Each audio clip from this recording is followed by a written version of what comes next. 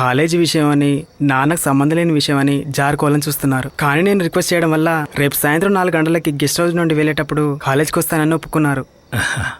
ఇంకో విషయం ఫాదర్, నాకు ఒక ఫేవర్ చేయాలి. మన బియర్ కేస్ బాయ్స్ ఉన్నారు కదా, ఈ ఒక్కసారికి వాళ్ళని క్షమించండి. రే, అది ప్రిన్సిపల్ దగ్గరికి వెళ్ళిన కేసురా, దానికి నేనేం చేయగలను? గబ్బు చేశారు కదా, మీరు చేయాలని చెప్పడం లేదు. అయితే కానీ నేను రేపు వాళ్ళతో కూడా ప్రిన్సిపల్ రూమ్ బయటే ఉంటాం. రాజకీయ నాయకుడు కొడుకొని నిరూపించుకున్నవారు. రే, ఈ రోజు మాత్రమే రా వీడు మనతో ఉండేది. మరుసటి రోజు శ్యామ్ ఊరికెళ్ళే రోజు. టౌన్కి వెళ్ళి మేమంతా వాడికి పార్టీ ఇచ్చాం. వాడు వెళ్ళినా కానీ వాడు గోడకి ఆశగా అంటించిన బొమ్మలన్నీ వాడు ఏం కాకుండా చూసుకోమని మాకు చెప్పాడు. హాస్టల్లో వాడి లాస్ట్ డే పాటలు, విజయ్ ఆడిన డ్యాన్సు, అసలు రోజు ఎలా గడిచిందో మాకే తెలీదు. జేకే అంకుల్, కొత్త బైక్ కొనిచ్చేందుకు మాకేం పార్టీ లేదా? అరే అబ్బాయిలు, ఇప్పటికే చాలా ఎక్కువ ఖర్చు అయిందిరా. వీడు బైక్ మీద కాలేజీకి రావడం నాకు ఇష్టం లేని విషయమైనా వీడి ఇంట్లో ఉంటాడని నాకు సంతోషం. అందుకోసమే. అయ్యయ్యో అంకుల్, వాడు తమాషకి చెప్పాడు. వీళ్ళమ్మ గురించి అప్పుడప్పుడు మాతో చెప్తాడు. కానీ మంచి నెంబర్ 12 కరెక్టేగా? నాన్న చెప్పినట్టు కూడితే 6 వస్తుంది. వద్దనే చెప్పారు. దాని గురించి మీరు దిగులు పడకండి, నిదానంగానే వెళ్తాడు. Okay bye. బాయ్. మీరేం తప్పు చేశారో మీకైనా అర్థమైందా? హాస్టల్ డేలో బీర్ తాగి కారిడార్ అంతా వాంతి చేసుకున్నాను. టింకు, నీకెన్నిసార్లు వార్నింగ్ ఇచ్చాను నువ్వు ఇలా అన్డీసెంట్ గా బిహేవ్ చేయకూడదని?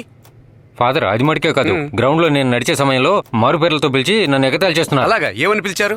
బట్టనెత్తి, బాతు గుడ్డు అని. ఇంకెప్పుడు అలా పిలవను సార్. రేయ్, కాసేపు మీరంతా బయట ఉండండి. అలాగే ఫాదర్. ఏమైంది? మినిస్టర్ గెస్ట్ హౌస్ నుంచి వస్తున్నారు, మనకి ఇంటికి వెళ్దామా?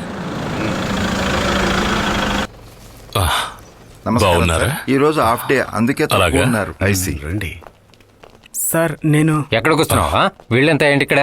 మా హాస్టల్లో చదువులోను స్పోర్ట్స్లోను నంబర్ 1 వీళ్ళు. మీరేమైనా సహాయం చేస్తారేమోనని మీకోసం వెయిట్ చేస్తున్నాము.